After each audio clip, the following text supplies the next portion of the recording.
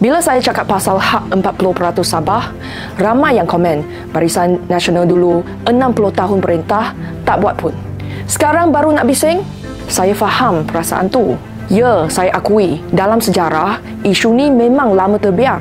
Tapi soalnya sekarang, kalau dulu tak buat, adakah kita patut terus tak buat? Saya bukan nak bela masa lalu. Saya cuma nak tegur masa kini.